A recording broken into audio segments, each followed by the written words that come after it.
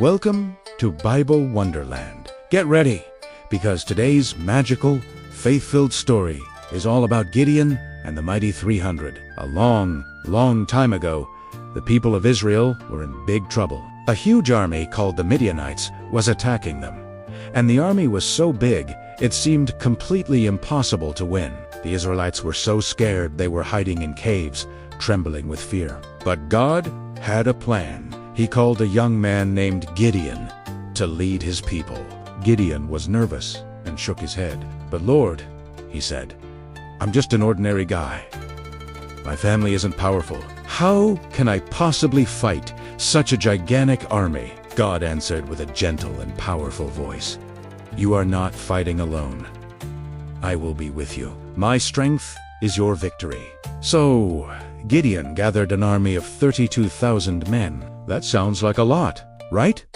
Well, God said, "That's too many. I want everyone to see that my power is what saves, not the size of your army." So, step by step, God told Gideon to make the army smaller. First, anyone who was afraid was sent home. Then, God tested the remaining soldiers by how they drank water from a stream.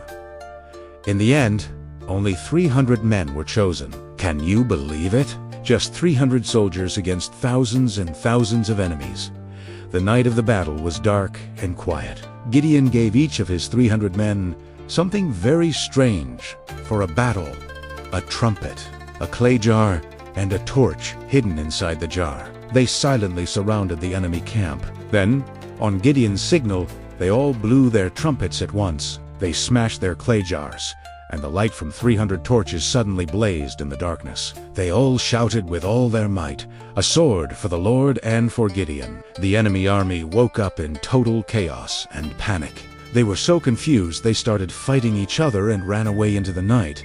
God's power had won the day. It wasn't about the size of the army, but about courage and faith in Him. So what can we learn from Gideon's amazing story? First, God can use small things and small numbers to do big, incredible things. Second, real courage is trusting God, even when things look impossible. And finally, when you obey God, miracles can happen. Thanks for joining us on this adventure in Bible Wonderland. Don't forget to like and subscribe for more amazing stories. See you next time.